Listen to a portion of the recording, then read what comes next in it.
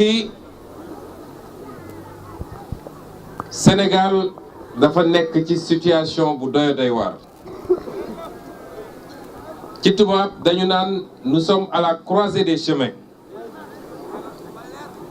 te kii nga xam ne moom la ñu dénk réew mi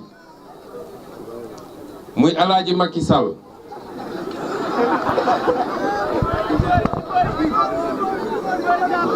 mooy imam bi fi mu toll nii jiital nañ ko nag gisuñu lu ñu doy ci njiit gi ñu jiite defe naa julli gi léegi ñu toll ci sëlmal wax gu mel nii nag waxoon na ko fi ndax koo jiital ci julli juróom bu waroon doon juróomi rakka ci ni mu ko diggee woon ak sénégalais yi ñu tàmbali julli gi mu modifié mbir mi ne juróom ñaari rakka lay doon waaw kooku nag boo demee ba juróom ñaari rakka yooyu muy juróom ñaari at yi mu waroon yor réew mi ñu ne ay simili moo ci des ndax at weer ak genn wàll moo dox suñu digganteeg début campagne électorale 3 février la campagne yi door ñaari weer ak lu tegu tuuti moo dox suñu digganteeg mu war ñoo abal mooy le 24 février kon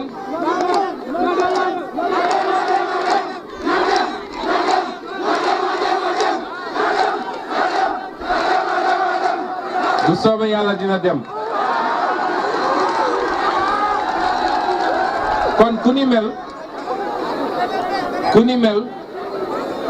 boo toogee tey ñu ne woon juróomi at la diggee woon ak réew mi te bi mu koy diggee kenn poñewu ko kenn tegul fetal ci boppam kenn saxalu ko lem ñu toog ba mu des ñaari weer pour mandat ba jeex ndax moo ko yokkaat dellu si waat def ko juróom ñaari at mun a toog ci semaine bii rek ñu nekk am yoo xam ne wax na ko yoo xam ne lu garaaw la weesuwul moom ci boppam te jàkkaarloo ak Sénégal yi ne leen li ngeen ma dénkoon dama tee lajj ndax ku ñu faloon ci dige boo dig jeunes yi ne leen dinaa def 500 000 emplois nga toog ba tey jii ñu ne ñaari weer a def ci sa mandat nga ne d'accord naa ni créé mu ay emploi waaye bu ngeen ma falaatee l'emploi sera le moteur de mon action.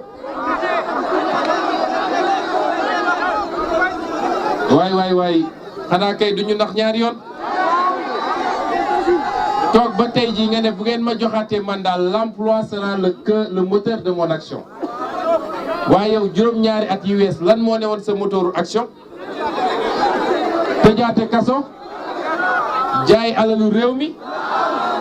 seddoo yaag say mbokk loolu rek moo ne woon moteur de son action pendant 7 ans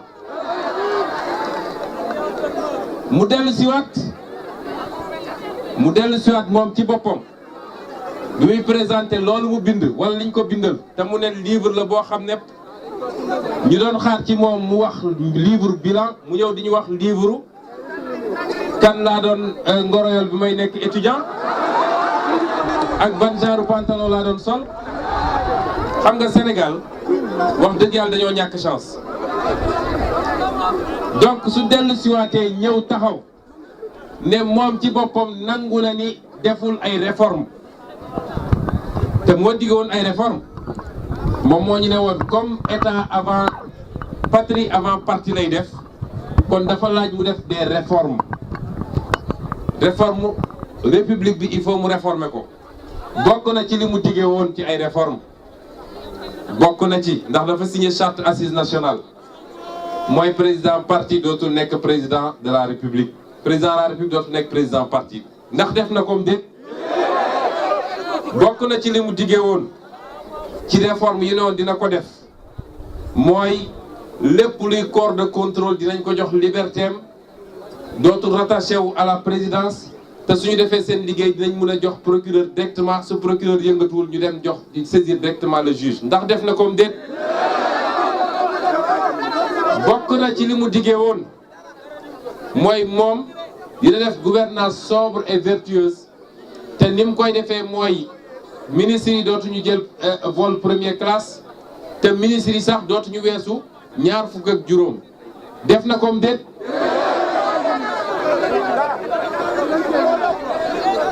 kon bokk na ci li mu jëloon engagement mooy magistrature wala justice dinañ ko jox indépendance am te niñ ko koy joxee mooy moom dootul nekk président conseil supérieur magistrature est-ce que loolu def na comme déet kon kooku bu leen ñëwee dig naan leen nañ ko joxaat deuxième mandat ndax war nañ ko koo jox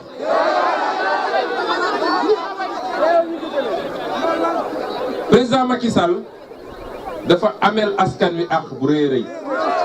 sama téere bi ma njëkk a bind ko ci lépp lu jëm ci suñu ressource naturelle nee naa li mu def mun nañ ko méngaleeg haute trahison ndax violation de serment la mooy suñu falee président dañoo ñëw teg constitution ne ko mu waat ci constitution bi bokk na ci li muy wax suy waat mooy moom mi ngi waat ni dina appliquer loi yi te dina ko appliquer lu waaye bu demee dem signer ay mbir yoo xam ne bi mu koy signer leer na ko ni lii dafa violer constitution lii dafa violer loi parce que waroon na ko signer rek pour ñu mën a jël suñu pétrole jox ko Alioune Sall ak Franck Timis ndax loolu du war noonu la yoree leneen ak leneen ci suñu koom-koomu réew ba tey Sénégal dafa sukk ñu boole ko ci ñaar fukki réew ak juróom yi gën a ndóol ci àdduna te boobu jamono kenn ëpp ñu richesse kon kooku su ñëwee taxawaat ak ay digéem mbokk yi caaxaan defarul am réew keroog ci màggal gi suñu kilifa di xalif général des mourides wax na ko nee na réew caaxaan defaru ko suñu wax loolu nag day commencé ci ñi jiite réew mi day commencé ci ñi nga xam ne ñoo yor mandat war a defar réew mi caaxaan defarul réew ay jigéen neen defarul réew Macky Sall dafa jël suñu réew moo tax toujours dañuy wax nit ñi nii ñun suñu xeex mu ngi commencé ci souveraineté ak patriotisme te bu leen kenn nax nag léegi ki doon wax na Mamadou Dia wax na Thomas Sankara waaye lépp luñ fi am comme référence ñuy suñuy nit ñu baax patriotisme ak souveraineté moo taxoon ñuy xeex ndax Cheikh Amadou Bamba la mu xeex àdduna yépp pour la dignité de la peau noire loolu mooy souveraineté dama wax benn xista buñ ma doon nettali benn kilifa ne ma cheikh bi bañ koy jàpp Ndar ngoon gu ne dañ ko doon bàyyi ne ko mun nga doxantu ci jardin bi waaye ci doxant yi mu doon doxantu saa yu doxantoo ba bëgg a noppal day ñëw taxaw ci taatu guy gi te ñëpp xam nañ ni taatu guy bëriwul ker tubaab bi di ko seetlu ba benn bés mu ñëw ne ko yow lan moo tax garab yee nekk fi bëri ker bëri xob waaye yow sooy noppalu fi taatu guy ngay taxaw te amul ker mu ne ko dama xam ni garab yooyu yëpp da ngeen ko jëlee feneen ñëw samp ko fii guy gi nag mooy guy gu saxee fii bokk ci réew mi njëriñ ñi ma mun a amal nga ne mun ma ko amal loolu mooy patriotisme loolu mooy jiital sa réew ci lépp suñu xeex weesuwul loolu ku ñëw nag yor làmmiñam yor discours am ak lu mu mun a woote te yii ma leen di wax nii ñemewu cee addu xam leen ni mënul jëmale réew mi fenn te du patriote exemple yi ñu mun a wane yu firndeel ñoo fépp ba wane fulla ci seen bopp te tey ñu jox leen cër bëri na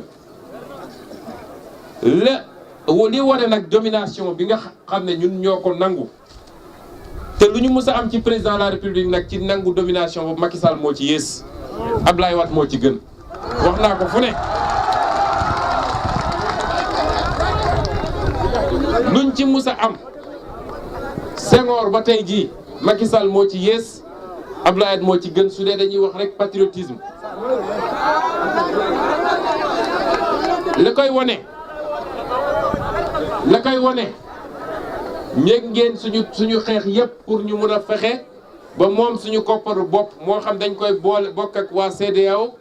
su loolu mënul am ñu jël suñu kopparu bopp parce que lii ñu teg fii du koppar du suñu koppar tubaab bi da ko fee tegoon pour gën ñoo mën a noot pour que moom ay investisseurs suñu ñëw di investir fii ci biir Afrique rawatina Sénégal duñu supporter li ñuy wax risque de change. loolu bi ñuy Sénégal ba léegi man mii maa ciy wax ci acteur politique ak Ablaye Wade dégg ngeen ko bi mu ne suñu réserve yi 50% réserve yi ñuy déposé trésor français nañ ko delloo si BCEAO mu financé suñu économie. ndax dégg ngeen beneen président wax ci. Macky Sall barki dem la taxaw fii ne franc CFA c'est une bonne monnaie xanaa ci moom comme suñuy acteur politique la ci ëpp ci ñoom en dollars et en euros la ñuy dépensé ñoom dépensé wuñu franc CFA de ndax ay milliards la ñu def denc ko ci seen ay banque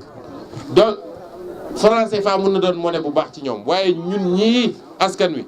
franc CFA mu ngi ñuy rey. ñaareel bi dégg ngeen ma wax ci lu jëm ci accord de partenariat économique mooy nee nañu signé ak tubaab yi ubbi suñuy frontière ba nga xam ne lu jóge ci tubaab yi rek day dugg suñu réew te du fay droit de douane du fay dara te loolu bis buñ ko defee suñu mbay dee na suñu commerce dee na d'ailleurs commerce bi sax commencé na ndax gis ngeen ni ñu àndee seeni grande surface di rey suñuy commerçant buñ ko defee suñuy industrie dee na loolu dégg ngeen man maa ngi ciy wax néew na ngeen dégg acteur politique bu ci wax wala ñi ci ëpp sax ànd nañu ak loolu mennum Ablaye Wade laa gis mu bañ ko pendant 8 ans ba ni muy jógee fii ne du ma signé accord de partenariat économique. dem naa temps yële sama tournée internationale bi ba ma demee ba Bruxelles suñu militants yi nekk foofu utal ma rendez-vous parlement européen ak ku ñuy wax Louis Michel dégg ngeen turam kàngam la ci politique bu Belgique kàngam la ci Union européenne. bi ñu demee toog di waxtaan mu ne ma xam nga ñoom dañoo jàpp ni Afrique bi ñu xamoon ñoom defe naa moom lañ jàpp ni mooy wéy ba léegi mu ne ma voilà je me suis engueulé avec Ablaye Wade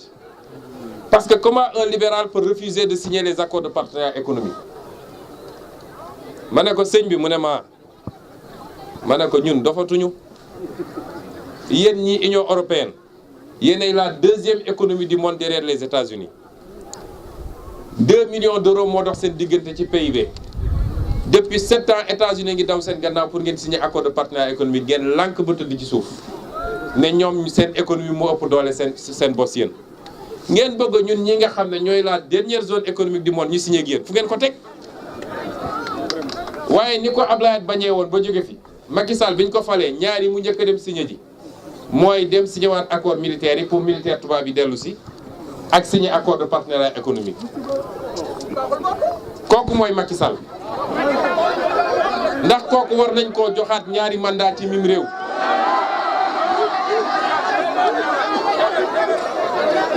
ñetteel bi mandarga gi dégg ngeen ñu ne leen. ñi ñu gëmloo ni Sénégal dafa pauvre dañ ñuy nax kenn gënuñoo riche fii ñu nekk nii Diourbel région de Diourbel benn la ci 18 blocs yi nga xam ne moom la ñu séparé Sénégal ci li ñuy wër ci ay ressources naturelles ñu ngi fi wër pétrole te mën naa leen wax ni premier indice yi ñu gis c'est des indices prometteurs. te nag li may wax nii ñu ngi jëm ci campagne électorale dans 2 mois. acteur politique bu ñemewul wax ci yi may wax nii xam leen ni lu mu leen wax da koy def Sénégal day naxaate parce que nag dige yomb na de jóg ne su ngeen ma falee dinaa def fii ay hôpitaux dëkk bu ne dina am hôpital première classe su ngeen ma falee dinaa def ay usines su ngeen ma falee dinaa def ay université ci kër gu ne loolu amul lu ko gën a yomb waaye naka laa koy defee coow li yëpp foofu la. acteurs politiques yu bëri nag dañuy ñëw ku nekk naan sama programme mais 19 mesures mais 7 mesures mais 12 mesures ku leen waxul nu mu koy defee xam leen da leen nax mooy li ñu daloon ak Macky Sall ñëw andi yoonu yokkute ñëpp xamoon nañ ni en tout cas ñun ñii di saytu ci yooyu xamoon nañ lii du programme li ko firnde mooy bi ñu ko falee da ko fi teg dem fay 3 milliards pour ñu defal ko PSE. état du caaxaan kon nañu am suñu fulla ba ñii ñëw ñépp nag opposition comme parti au pouvoir laa wax campagne bi dafa war a doon une révolution dans la politique sénégalaise te li ko mën a andi mooy askan wi am exigence ci ñiy ñëw ku ñëw ne naa def nee ko noo koy defee su dee yow impôt rek nga yaakaar impôt mënul defar réew mi su amaguñu capacité bu ñuy mobiliser xaalis ci impôt rek te su dee impôt rek nga yaakaar mënoo ko la ca des mooy da ngay wër di leb mooy li Macky Sall di def jël sa avion ànd ak Amadou Ba fu ne ngeen dem leb fa ba tey bor bi dépassé na 80% ñu obligé laalaat indicateurs yi pour wàcce ko naan ñi ngi 48% ak 50% ci PIB bi. te jamono jooju lay suñu alal te lew ñu dom yàlla jox ñu ko bàyyi nañ ko mu rëcc génn réew mi mooy yi ma leen tudd noonu loolu mooy xeex bi. Le combat pour la souveraineté sur nos ressources naturelles, le combat pour la souveraineté monétaire, le combat pour la souveraineté économique et commerciale loolu mooy enjeu bi suñu ko réussir à partir de 2019 jëlaat suñu réew defar ko. buñ ko sàgganee nag ba aventurier yi dem continuer li ñuy def nii dinañu toog di jooy te du sotti. pauvreté bi dina yokku parce que ñu ngi naan am nañu taux de croissance de 6% croissance boobu fan la jëm les 5,5% tubaab yee ko moom ak naar yeeg ñeneen waaye sénégalais moomuñu ko munoo développer réew ci loonu lii mooy coow li tax suñu discours gêné leen ba ku xëy rek mbamb jàppal Sonko am Sonko dafa fekk dañoo teg baaraam fii nga xam ne foofu mooy feebaru Sénégal. kon lii suñ ko réglé wul duñu dem pauvreté bi dina yokku ñu ngi région de Diourbel ñu ngi département de Mbacké moom dong c'est 1,84 million habitants tey jii ñu toll. soo jëlee à l'indice de développement régional mooy suñuy seet mbirum pauvreté moom mooy 9e sur 14 régions te 9e boobu su dul woon émigré yi ak li ñuy envoyé. su dul woon émigré ak li ñuy envoyé gëm naa ni mi ngi 12e place wala 13e place te su ñuy wax loolu nag xam leen ni li région yi rawanteelu tuuti la région yëpp a pauvre Sénégal loolu moom mooy premier élément bu ñu war a jàpp. kon su ma ñëwee fii du ma ñëw parce que lii jàmbatu fii mooy jàmbatu feneen loolu ñun ñëpp dañ ko war a xam léeg-léeg soo demee ci bërëb nit ñi dañ la naan ñun suñu dëkk bii rek la ñu am. ku ñu ko fonkul ñu fonk la safaan ma nag buñ ko gisee dëddu la waaye loolu lu baax la kenn ku ne da nga war a am yitte ci sa dëkk mais nañu xam ni Sénégal benn bopp la ñun ñëpp nous sommes embarqués ci même gaal gi dafay mun a joow ñu dem wala mu suux ñun ñëpp ñu ànd suuxandoo Mbacké mënul baax Diourbel bon Diourbel mënul baax Dagana bon soo demee ci réew yu baax yi réew yu développé yi dëkk yëpp ay développé soo ñëwee ci réew mu pauvre dëkk yëpp ay pauvre. il faut ñu def une véritable décentralisation d'abord parce que li ñu def nii de décentralisation li tax ñu ne nañu dellu si ci les 6 grandes régions nga xam ne ay pôles de développement la bu ko defee autorités yi ñu fay fal ay gouverneurs yu am doole la ñuy doon ñu jox leen moyens yëpp nag transférer leen impôt gi fiscalité bi jox leen ñu am sañ-sañ ci ressources yi am ci localité boobu ñooñu mën a def des actions de développement loolu bu am solo la ci ni ñuy def ba redistribuer la richesse. ñaareel bi mooy ci budget état bi am na benn minimum boo xam ne région bu nekk da nga ko war a am suñuy voté minimum boo xam ne mënuñu koo yées. ñetteel bi mooy dafa am ay infrastructures yoo xam ne mënul ñàkk sénégalais bu ne fi nga dëkk il faut nga am fa un minimum suñu nee lu toll ni fii xoolal lu mel ni Touba ni muy toll yëpp benn poste de santé parce que loolu mënatuma ko woowee hôpital benn hôpital moo fa nekk te gis ngeen hôpital ba état bu mu nekk Touba ni muy toll yëpp assainissement amu fa ak ni muy toll yëpp suñu nee taw na tuuti heureusement que fii du taw comme Casamance fii su doon taw comme Casamance gëm naa da ngeen di xëy ku mënul fay moom gisuma la te Bawol moom xamul ndox mënul fay. ñoo ngi may nettali benn Bawol bu ñu tabaxaloon kër ba def ca piscine ba def ca kii baignoire ñëw livré ko kër gi gars yi dañoo toog ci biti rek dégg muy yuux nekk dafa dugg ci baignoire ba mënul génn foog ni lab na nag. kon ak ni muy toll yëpp ce minimum laa amul fii ci dëkk bu mel ni Touba. nee nañu teg nañ fi pose première pierre pour beneen hôpital waaye ñëpp dégg ngeen coow li séddoo nañu xaalis ba bu yàgg. 2014 ba léegi nga pose première pierre xaalis ba dégg naa séddoo nañ ko tas na. kon li ma bëgg a wax foofu rek mooy am réew lu sérieux moo koy defar ci li ñu dëgmal nii wax naa ko fu ne ñett yii kenn ku ne ñun na ko wër ci ki muy tànni mooy benn réew ku juba koy defar juba di mënul defar réew parce que koy dénk lu toll ni budget ñu ne ko 3000 nangam milliards a ngi nii dénk nañu ko bu juba dee njaaxum am te looloo ñu yàgg dal am réew compétence moo koy yor ak xam-xam man su may déglu ki ñu dénk réew mi biir na ma ni amul xam-xam bu toll responsabilité yi ñu ko dénk man li ma gëm la li tax mu ne du débat ak opposition fu ma taxaw nee naa élection présidentielle candidat yi dañoo war a débat nag moom nee na moo ëpp doole ñëpp nee na mooy mbër mi gën a mag mooy le roi des arènes bañ na ba ne oo fañ oo fañ bi nag yow buggoo fañ bi buggoo fañ ñu ne ko ñun xuloo wu ñu xeexuñu wóolu nga sa bopp yor nga réew mi juróom ñaari at wóolu nañ suñu bopp dañ laa bëgg a déjjati fi nga toog mais ñëwal ñu lewatoo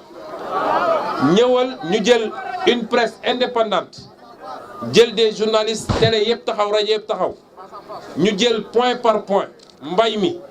càmm gi ressources naturelles infrastructure économie monnaie lu nekk nga wax ci sa xalaat keneen wax xalaatam askan wi xam.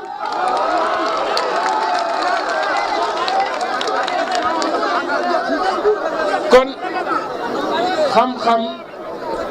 xam-xam dafa am solo bu àndeek loxo yu set waaye bu àndee surtout ak patriotisme mooy nga bëgg sa réew ba mu jaral la sa bakkan bii parce que ñun amuñu lu dul Sénégal man ku ma doon fay 10 milliards pour ma jël beneen nationalité soxlawuma ko yàllaa ñu tànnal fii la ñu am ñun suñu fierté la feneen fu baax ñun suñu responsabilité mooy ñu fexe ba fii ñu defar ko ba mu mel noonu wala mu raw ko kon kii jiite réew mi dafa war a am patriotisme nag du théorie rek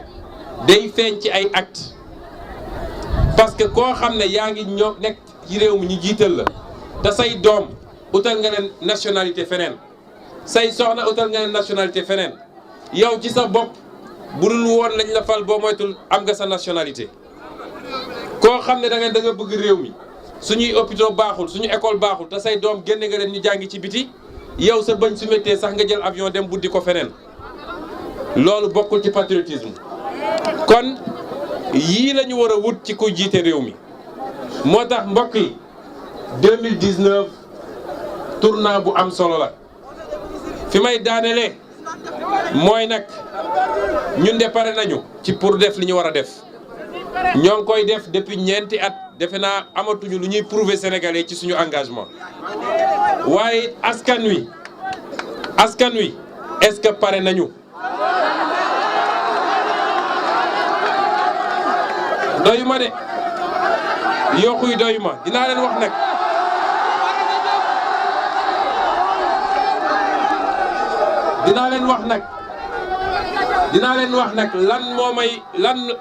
lan la ñu war a def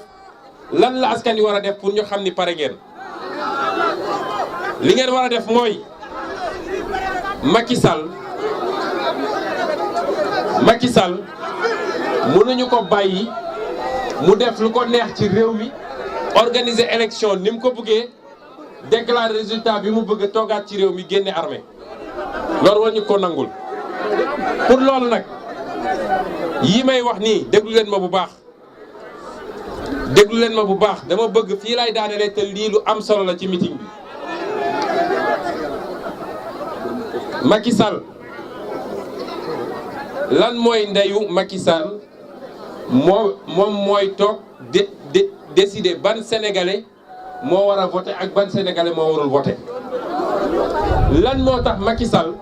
war a mën a téye lu mat 1 million et quelques de carte d'identité du ko joxe ñun ñu toog di ko seetaan moom ni mu jotee carte d'identité soxnaam jot carte d'identité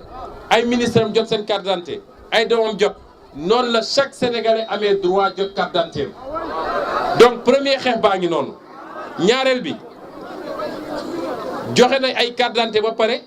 ñu bind ci gannaaw ne ñooñu jot nañu carte d'identité waaye amuñu droit voter loolu waruñu koo nangu te dafa war a jaral sénégalais bu nekk suñu wootee ne 1 million de personnes nañu génn dégg ngeen ñu wax 1 million marche gis ngeen démb initiative Me Adama Gueye lancé dégg ngeen front bi li muy def ngir waaye suñu wootee na sénégalais yëpp génn ñu dem ba Macky Sall xam ni moomul réew mi. laajuñu ko benn faveur Macky Sall liñ ko wax mooy ni ko jiitu organiser élection libre et transparente ba lépp leer noonu la ñu bëggee mu defee ko noonu sénégalais yi tànn ki leen soob ñoom. ñaareel bi mooy fichier électoral bi ngeen di dégg tey nous sommes à 1 mois et demi ñu war a démarrer campagne bi Macky Sall ak Aly Ngouille Ndiaye rek xam lu nekk ci fichier bi est-ce que loolu yoon la. président Ablaye Wade bañ ci tollee. ay weer balaa ñu ciy teg dafa jël fichier bi yëpp dugal ko internet ne kenn ku ne am nga sañ-sañu contrôler gore di weesuwul li nga fi fekk ba mu permettre la nga ne fii nga ñëw teg sa tànk ne du am waaye it lépp mi ngi des ci askan wi parce que man gëm ne ni bis bu askan wi mobilisé woo lu raw li ñu defoon 23 juin Macky Sall xam ni moomul réew mi ndax moom minorité sociologique la Macky Sall statistiques yi mu def loo sondage yi mu def yëpp wan nañ ko ni munoo weesu 34%. foo jaar deuxième tour am te ñëpp xam nañu bu demee deuxième tour dugg dem suuf. ñetteel bi mooy carte électorale mooy dafa war a joxe. teel koo joxe ñu xam fan la bureau de vote yi nekk gis ngeen li xewoon Touba ci élection bi passé suñu sàgganee lu ko raw mooy xewaat nag ndax moo tee carte électorale bi moom ak Aly Ngouille Ndiaye nga xam ne moom xam na li tax Macky Sall faluwaat jaral ko bakkanam moom Aly Ngouille Ndiaye ndax xam na li mu def kon suñu sàgganee nee nañu ci information yi jot ndax joxuñu carte électorale bi nee nañu bureau de vote yi dina jóge 15000 bureau de vote dem 22000 bureau de vote waa ci diggante législative yi léegi nga xam ne matul at ak genn wàll naka la ñu mën a yokkee 7000 bureau de vote loolu li muy firndeel rek mooy xanaa dañu jëlaat circonscription yi def li ñuy wax redécoupage te loolu bu ñu ko defee mooy andi Ablaye Niane jóg ne maa ngi dem voter mu ñëw ñu ne ko bokkatoo ci circonscription bi beneen circonscription nga nekk balaa muy wër ba daj ba xam fan lay voter ba jeex na te boobu jamono ñoom tee nañu fichier bi seeni mbokk ak seeni militant ñu ngi leen di wax ñoom fan la ñu war a dem voter ji. gis ngeen lii mooy stratégie bi Macky Sall tëral pour mun a luubal élection yi parce que élection bésu élection bi ci boppam kenn mënatu fi sàcc élection bésu élection bi ci boppam diggante ouverture bureau de vote ba bi ñuy décompter lenn rek moo mën a tax ñu sàcc élection yi mooy parti politique yi ñàkk farlu ba bañ a teew ci bureau de vote yëpp mais su dee bureau de vote yëpp parti politique yi teew nañ fa fekkee vote bi ñuy ubbi ba bi ñuy tëj ñu décompter sa kanam nga signé say PV kenn mënul sàcc élection ci boobu jamono waaye sàcc ba ci njëlbéen ba la ci jamono jii la moo tax sénégalais yi toog naan mere nañ ko waaye ñi ngi toog di xaar yor nañ suñu carte balaa ñuy egg ci vote ba boo moytul li muy def na ko kon dañ leen di ñaan foofu laay tëjee dañ leen di ñaan ñun suñu wàll pare nañ ko ba noppi te am nañu certitude ñun ci ndimbalu yàlla ni 2019 bi dinañu daaneel Macky Sall. li may wax nii teguwul ci wax sànni rek. ñu ngi wër fu ne Sénégal wër nañu diaspora bi te ñoo ngi déglu